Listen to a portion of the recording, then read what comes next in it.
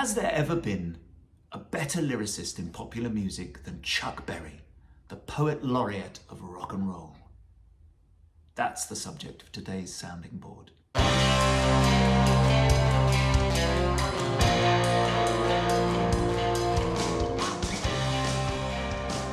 Chuck Berry.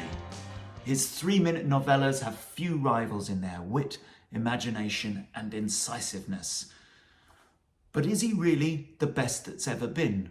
Well, I don't think you can ever actually definitively answer that question. So I'm really not trying to establish whether he's the best, just whether there have been better than him out there, and if so, why? And of course, everybody has their personal preferences. Lyrics that are going to reach them, lyrics that are going to touch them. Few names that spring to mind might be Paul Simon, Joni Mitchell, Bob Dylan, Ray Davies, David Bowie maybe. In more modern times, Paul Weller, Morrissey, certainly if you're British. Or perhaps the lyrics of Benny and Bjorn, of ABBA, are the ones that reach you. Certainly Lennon and McCartney, and many, many, many others besides. Let's hear from you. Let's hear from those great lyricists that are out there. I'm keeping this to the rock and roll era only, so I'm not going to look at the work of, say, Cole Porter or Irving Berlin or Ira Gershwin, Alan J. Lerner, Oscar Hammerstein, Lorenz Hart, any of those guys, or, Johnny Mercer. So we're keeping the American songbook and the jazz era out of this equation, and anything prior to that. We're looking rock and roll era onwards. So let's move on to Chuck. And I'm going to look at a few of his lyrics and just sort of express why I think he was so special. When Chuck came to fame, it was at a time when sort of Moon in June romance dominated the airwaves. And his subject matter is much more broad. Everyday life really dominates his subject matter of his songs rather than these sort of flouncy romantic images. And although it's youth aimed, it does incorporate quite a wide range, all age groups and all stratas of society to a degree, even if he's lampooning or shedding a little spotlight that touches on those stratas of society. And you've got quite a wide range. The songs like Jojo Gun are about a monkey and a lion. Tulane is a hustler selling dodgy gear. Dear Dad is a wry dig at Ford cars with a little twist. You've got Run Run Rudolph, little Christmas number there. You've got writing about school day.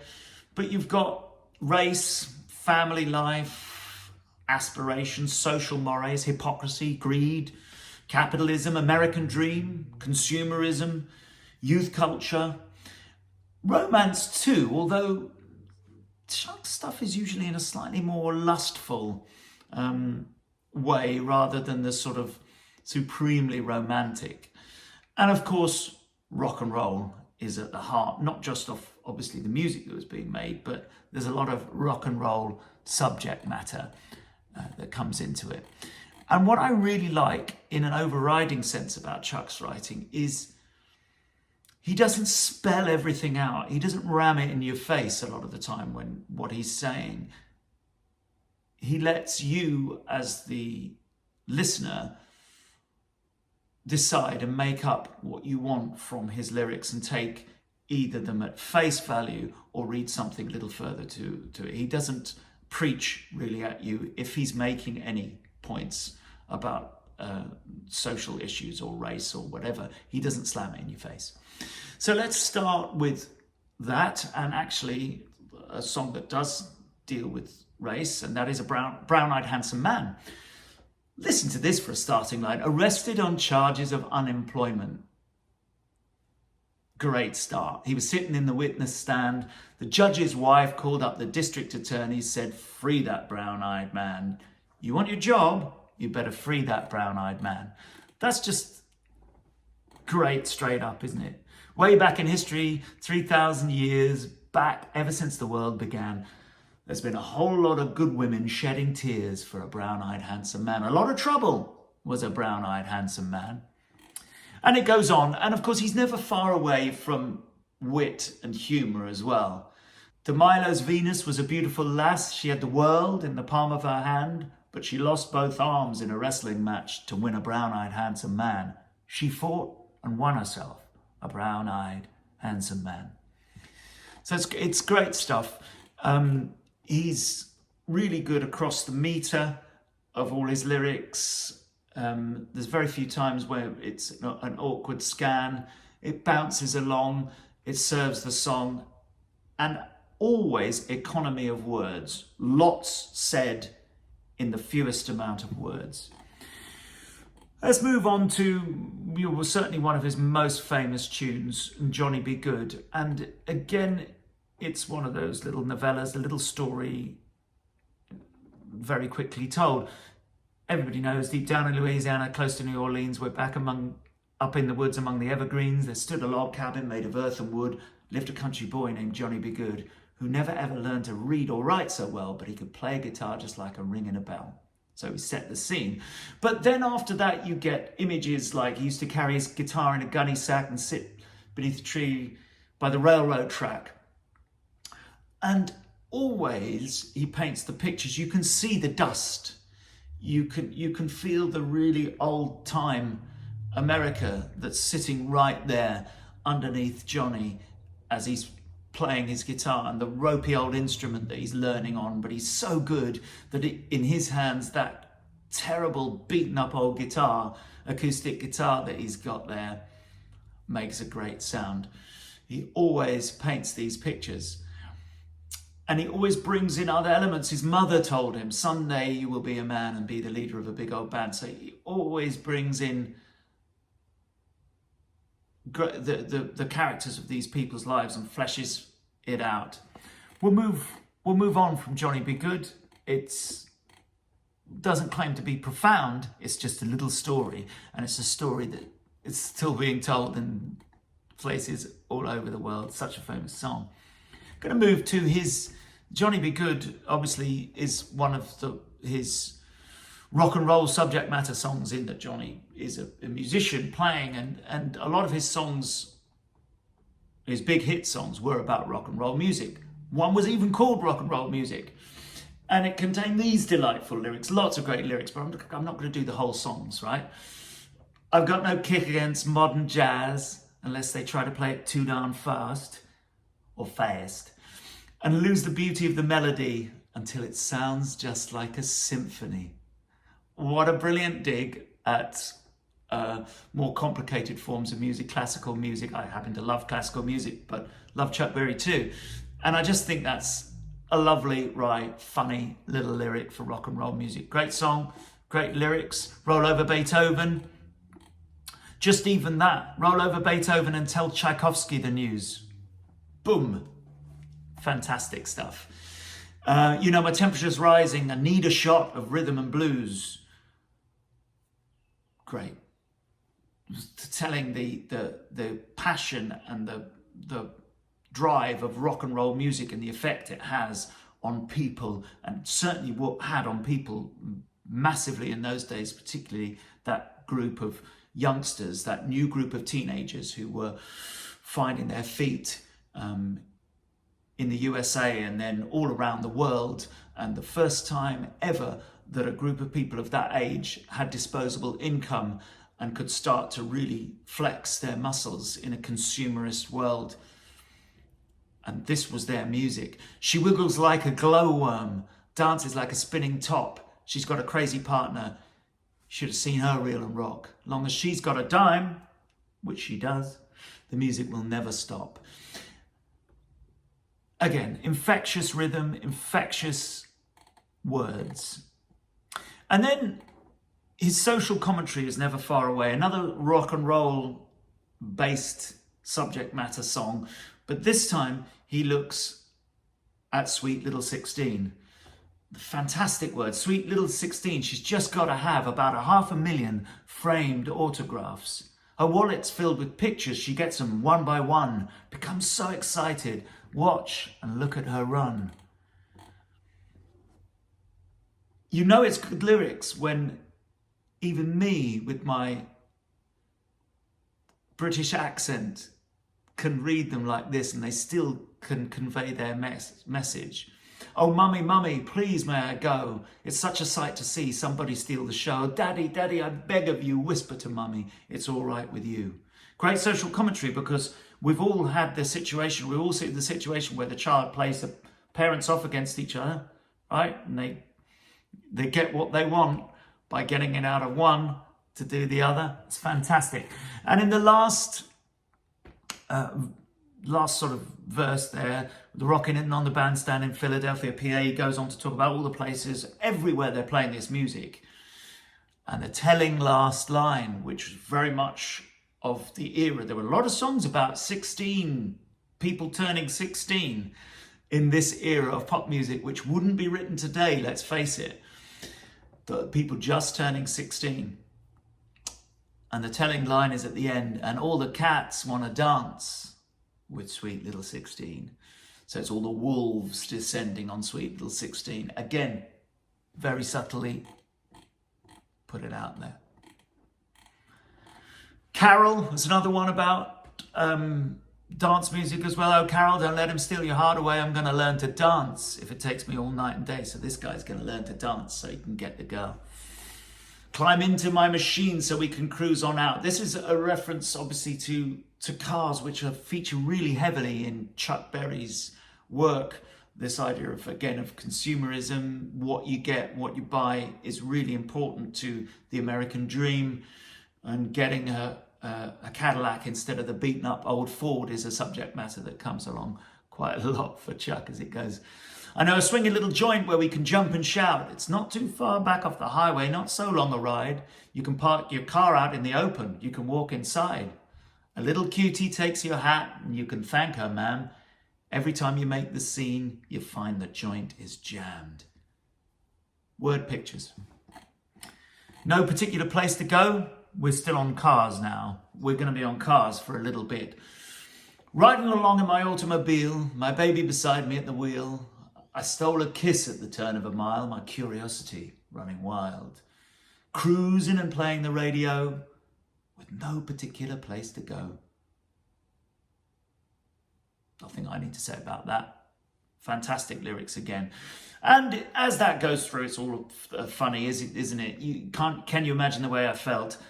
I couldn't unfasten the safety belt, and the safety belt wouldn't budge later on. So you carry on with the comedy throughout that song. Great, great writing, economy of words once again, little story, vignette of the frustrated lover who's hoping to impress with his car and taking his girl out and can't quite get to the base he wants to get to. A lot of frustration in Chuck Berry's lyrics, but never in a maudlin way, always in a sort of lifted eyebrow, wry sort of way. Look at Too Much Monkey Business, for instance. Salesman talking to me, trying to run me up a creek, says you can buy it, go on and try it, you can pay me next week. Too much monkey business for me to be involved in. Doesn't want any of that. Same thing, every day, getting up, going to school, no need for me to complain, my objections overruled. So it's always right, it's always knowing, even when he's complaining, he's not having a really, oh, woe is me bitch on life. He's just telling it like it is. Similarly, for No Money Down, as I was motivating back in town, I saw a Cadillac sign saying no money down. And that goes on to tell a story of, you know, the consumerism in America and the no money down idea. And he goes on then to list all the things he wants: the yellow convertible 4-door DeVille with a continental spare and a wide chrome wheel, power steering. I want power brakes, I want a powerful motor, I want a jet off take, I want air conditioning, I want automatic heat, I want a full Murphy bed in my back seat, I want shortwave radio, I want TV and a phone. I've got to talk to my baby when I'm riding alone. Yes, I'm going to get that car and I'm going to head on down the road and I won't have to worry about that broken down raggedy fold. All great stuff. And on subject matter, really, that, you know, not too many people were talking about. But I guess the precedent on it was that, you know, people like Louis Jordan were doing lyrics back in the 40s on wide subject matters, everyday life subject matters. So it wasn't that this stuff was unprecedented. I just think that Chuck Berry brought it to a peak point. Another driving song, Maybelline. And he's trying to catch up with Maybelline. And finally does. The motor cooled down, the heat went down, and that's when I heard the highway sound. Cadillac sitting like a toad on a lake. Great. 110 a half a mile ahead, the Cadillac looking like it's sitting still, and I caught Maybelline on the top of the hill. Maybelline, why can't you be true? You don't start back doing the things you used to do. Great stuff. Sitting like a toad on a hill though, come on. Another one, chasing after women, similarly. And this has got some great lines in it. Nadine, honey, is that you? Seems like every time I see you, darling, you got something else to do. So, similar sort of concepts. This time he says, I saw her from the corner when she turned and doubled back. I started walking toward a coffee-coloured Cadillac. Poetry. I was pushing through the crowd trying to get where she's at, and I was campaign shouting like a southern diplomat. It's just brilliant word picture. You can see him bopping around trying to still have her in that crowd, and a coffee-coloured Cadillac. You can just see these pictures. He paints them so vividly with so few words once again. She moves around like a wayward summer breeze. Go, driver, go, catch her for me, please. Moving through the traffic like a mounted cavalier, leaning out the taxi, trying to make her hear. Mounted cavalier. Wonderful stuff. And it carries on in songs like You Never Can Tell. Listen to this. They furnished off an apartment with a 2-room Roebuck sale. The coolerator was crammed with TV dinners and ginger ale. But when Pierre found work, the little money coming worked out well. C'est la vie, said the old folks. Goes to show you never can tell. They had a hi-fi phono. Boy, did they let it blast. 700 little records, all rock, rhythm and jazz. But when the sun went down, the rapid tempo of the music fell. C'est la vie, said the old folks. Goes to show you never can tell. A story there of the old folks who, when this young couple were going to get married, they were like, oh yeah, how's this going to go? And as the song goes on, you know what? These kids might just make it. But where other people might have explained that narrative in the way I've just done it, very boring and very matter of fact, this is how Chuck does it. Brilliant, brilliant song. There are so many others in Chuck's catalogue, but I'm just going to finish up with this one, the Heartbreaker, which of course is Memphis, Tennessee. Long distance information, give me Memphis, Tennessee. Help me find a party that tried to get in touch with me. She didn't leave the number, but I know who placed the call because my uncle took the message and he wrote it on the wall. You can sort of almost see him remonstrating with his uncle. Well, why didn't you get more info? Why did you just, I don't know, I took the message, just put it out there. Oh, I needed that number. Why didn't you? You can see that sort of thing happening. And then, of course, the song goes on, and when I said at the top, is there a better lyricist than Chuck Berry? Is there better lyrics than this? Last time I saw Marie, she was waving me goodbye, with hurry home drops on her cheek that trickled from her eye. We were pulled apart because her mum could not agree. She tore apart our happy home in Memphis, Tennessee. Help me, information. More than that I cannot add. Only that I miss her and all the fun we had. Marie is only 6 years old. Information, please. You've got to put me through to her in Memphis, Tennessee.